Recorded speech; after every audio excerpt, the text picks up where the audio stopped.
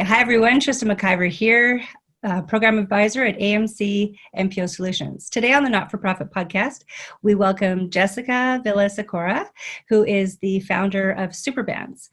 Today, we're going to be talking about going virtual and what that looks like for a not-for-profit to be fully virtually sustainable and online for their members. So hi, Jessica. Welcome to the podcast.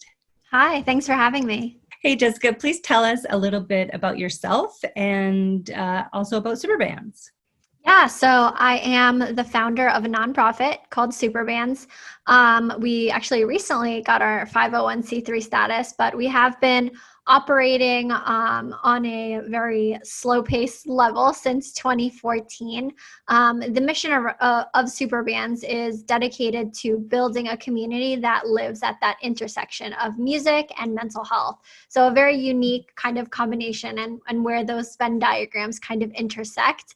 And the mission is, yes, we are looking to raise global awareness for the youth mental health crisis and encouraging those who need the support to get that support that they deserve, but also bringing young music fans closer to their favorite artists, their favorite bands through virtual and live VIP experiences. So giving them a night to remember, an amazing experience at the concert of their choice with the artist of their dreams, and uniting them through these honest conversations about, the soundtrack of their own lives. And our tagline that we like to say is we remind everyone to stay strong and keep rocking on. Oh, that's great. Oh, I like that. So the demographic that you cover, your organization supports, is that youth? Is it adults? Anywhere in between? Yeah, so originally when I first started SUPERBANDS, it was stemmed through my own experience, and I struggled with depression from the ages of 13 to 17. So that was originally our target audience, but as I've, come to learn, and as the years have passed, we've noticed that our audience is more than just that young age. It's also spanning to young adults, early adolescence, so anywhere between 13 to 25, we've noticed is primarily where our audience sits. However, we have been very fortunate enough to receive a lot of support, a lot of really great feedback, and a lot of, involvement from people of all ages from around the world. Excellent. Good. So I understand that everything runs virtually on your platform. What are the challenges and benefits of that? Yeah, so I think that that's kind of how we've always operated in that way. And before, it used to be so strange and such a foreign concept when I would tell people. But now I think, of course, it's slowly but surely getting readily accepted. Whether it's by force and a lot of companies are adapting. They're adapting to this digital age that we're in. So I think when we first started, it was just me, and I noticed in my own immediate circle, I really lacked the support from the people I knew and the people in my immediate vicinity.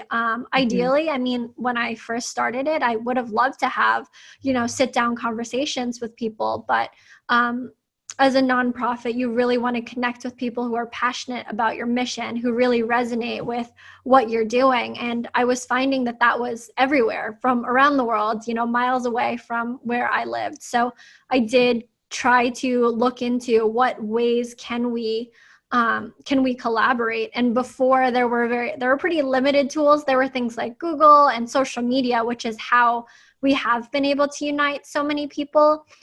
So social media is not being discounted by any means, but as time has passed, we've gotten a more comprehensive toolbox of tools such as Slack, Google Drive, which has always been our tried and true.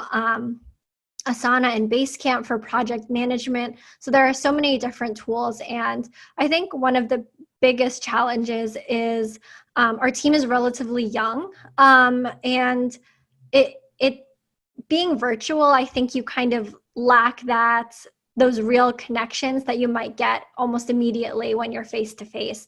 So we try to do team building or collaborating in other ways.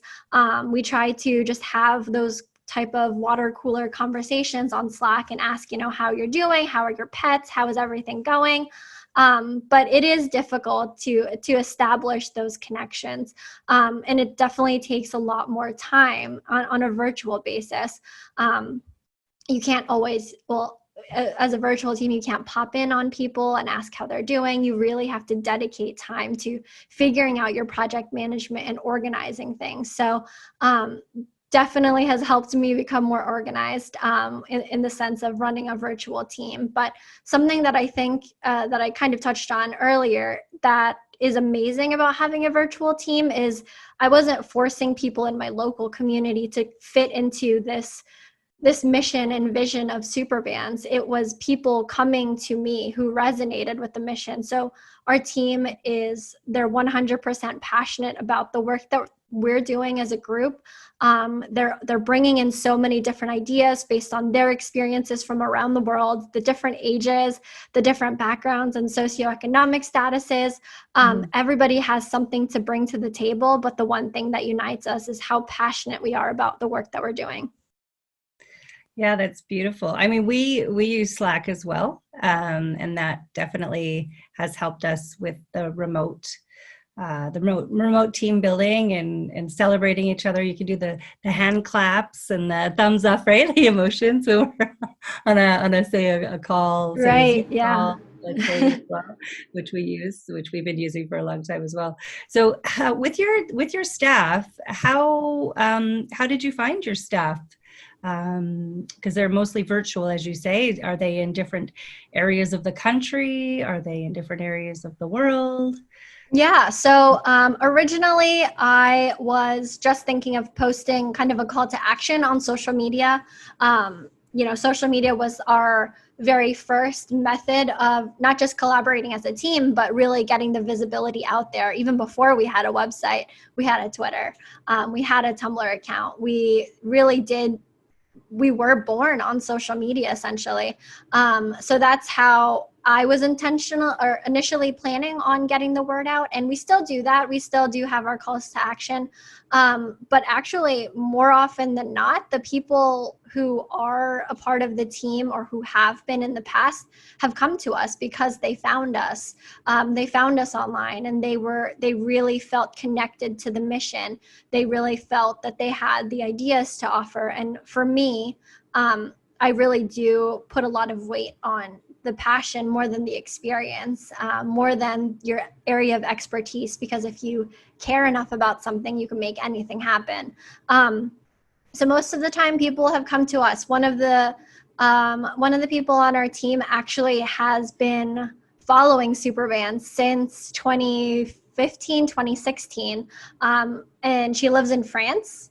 And she reached out to me after all these years of kind of connecting back and forth on social media. She said, if you're looking for someone and you need a little bit of help, she's more than happy to get involved. So relying on people coming to you has been really, really great for us personally. But we also do typical things like job postings on LinkedIn.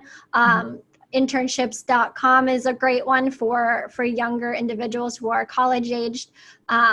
So yeah, kind of a mix of both. That's really neat that you actually have somebody that's from France. That's right. Really yeah. That's great. Yeah. So with, how you talked about with your staff, I guess staff engagement, just keeping everybody connected on Slack or your other ways to keep the staff connected virtually. Now, what does HR sort of look like in that respect? How are you able to remotely manage the team? Yeah, so luckily for me, I don't have to just do it alone. So I do have, yes, I have interns who are relatively young and new to the work experience, but I also have volunteers who have worked professionally in various industries who can contribute their knowledge and help me with oversight. The nice thing about our internship program is that it's pretty we like to call it like a choose your own destiny type of internship, where we have a general application and we kind of match people based on what types of experience or projects that they want to get involved in for their careers. So it's a little bit heavier lifting on our end, because we do kind of have to guide them. But between myself and two other individuals, we are able to kind of divide and conquer. And of course, continuing to stay connected between the three of us and continuing to stay connected with all of our interns. Yeah. And how do you do that? The connections, per se, from the social media, or sorry, not social media, from the applications that you already have, and that type of thing? Yeah, for sure. So definitely using what we have. And in terms of, I guess, staying connected, again, because most of our team is relatively young and have very similar interests despite being around the world, really staying connected on a personal level beyond just SUPERBANDS, following each other on Instagram and seeing what each other is doing or what you're up to, and following up with those conversations and congratulating people on different milestones, and really celebrating not just SUPERBANDS milestones, but celebrating each other. Oh, that's great. Lovely.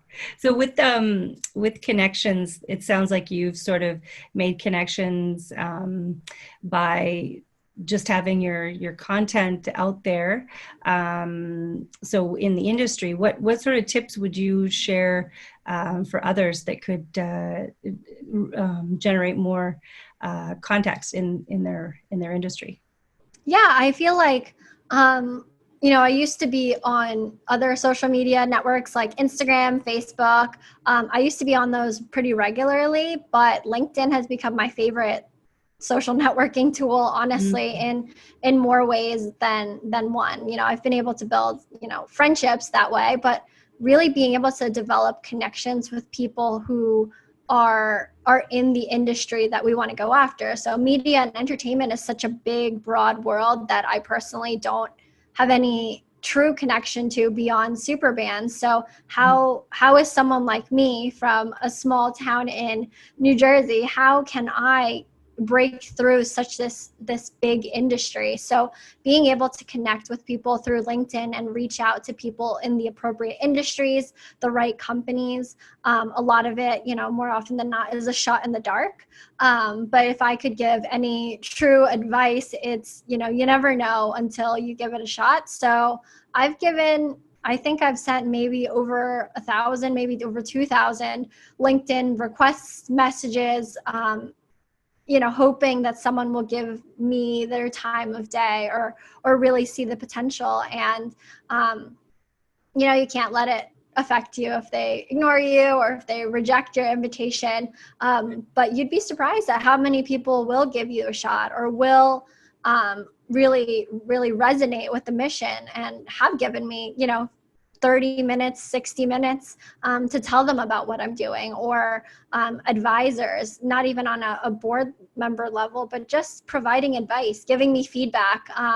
I get like emails from some of these people I've connected with only on LinkedIn regularly, people forwarding me articles or forwarding me other organizations that they think I should connect with. So LinkedIn has been such a great tool. And on top of that, I've joined masterminds and tried to connect with people who get what I'm going through. I think the people that I am in close connection with on a daily basis, just in my own life, they don't really understand what it's like to run a nonprofit, to run a business, to manage a remote team. But joining masterminds of like-minded people who can offer each other advice, connect you with the right people, is such a valuable tool as well. Yeah, that sounds, like community. Sounds like a community building. Yes, yeah, for sure. And can you tell, why is that so important? Yeah, I think what I've come to learn, I think when I was struggling with depression as a teenager, I think a part of what made it so difficult is that I felt that like I was the only one. I felt like I was the only person that was going through these awful days at school and feeling so down about myself. But going to concerts was where I felt connected to people, people who understood me, who understood my love for this band, who understood, how much we loved and resonated with these lyrics.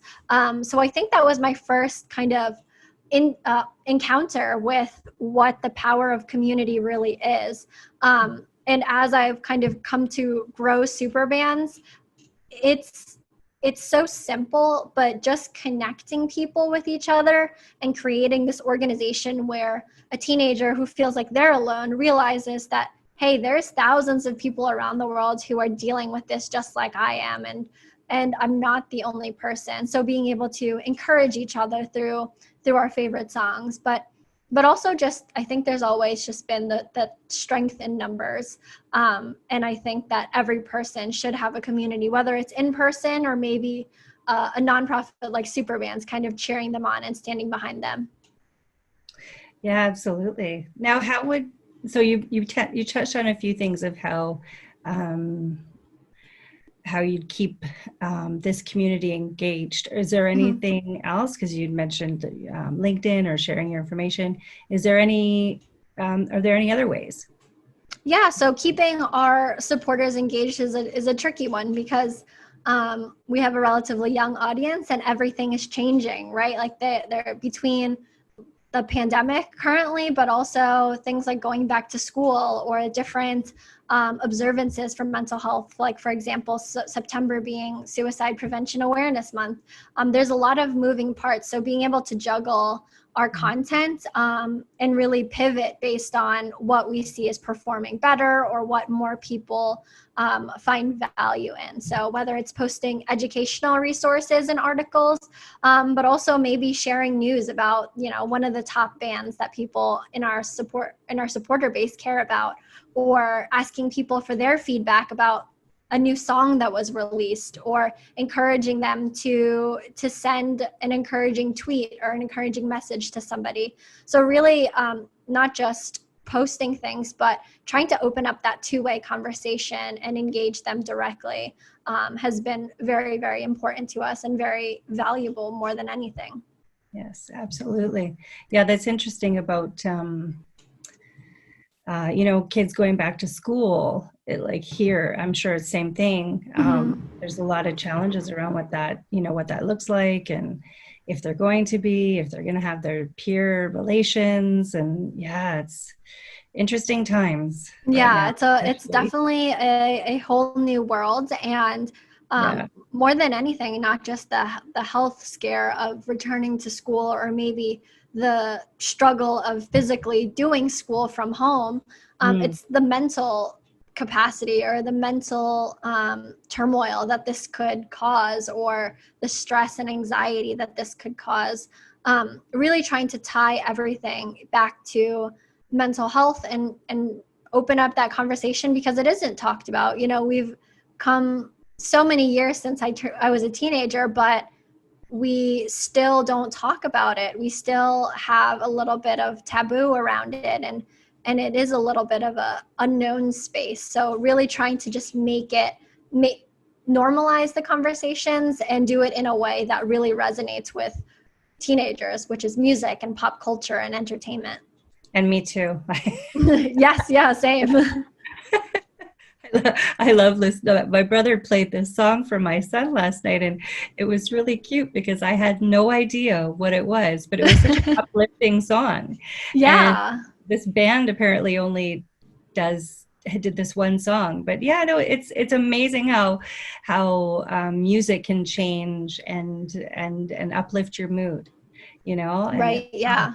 So vital, so vital. So was there anything that I missed that you'd like to discuss that could help the growing nonprofits out there? Yeah, so I guess something that I didn't touch on, or I guess I briefly touched on it, is don't be afraid to take chances, whether it's reaching out to people that you don't know on LinkedIn, or attending when things return to normal, attending like an in-person group of nonprofits or business owners where you can learn from each other and really build those connections and build that community aspect. But on top of that, it's okay to not have all the answers. I definitely did not and still don't. You kind of just figure it out. Don't lose sight of your North Star and that mission that you're going after. And again, to that point I made earlier, I think if you're passionate about something enough, you can make anything happen. So you'll figure it out day by day, connecting with the right people. But, if you care about something, go for it. Great. Oh, that's so nice. Thank you so much for sharing. Yeah. So how can we learn more about yourself and SUPERBANDS? Yeah, so you can find SUPERBANDS online on our website at www.superbands.org, O-R-G. And we've linked our social media handles on our website, but for Twitter and Instagram, we are SUPERBANDS with an underscore at the tail end of that. So SUPERBANDS_ on both those social media platforms. But we look forward to continuing to grow our audience, and I appreciate the opportunity to share a little bit more about my story as well as the work that SUPERBANDS is doing, and really hoping to change lives. Oh, thank you so much, Jessica. Thank you for having me. You're welcome. Good. So when I say Jessica Villa Sikora, that's good? Yeah, you could totally do that. Jessica Sikora is fine, just so you're not rambling with so many names. Is it Villa or Villa? Villa is fine. Oh, Villa. Okay. Yeah, I'm not sure because in Spanish, Villa. Right, yeah. But anyway, they can edit that out. Okay. Okay, chat with you later. Bye. Don't really hang up. I'm just gonna. I was like, did she want me to go? No. My light went out when we were recording. Oh well, that's fine.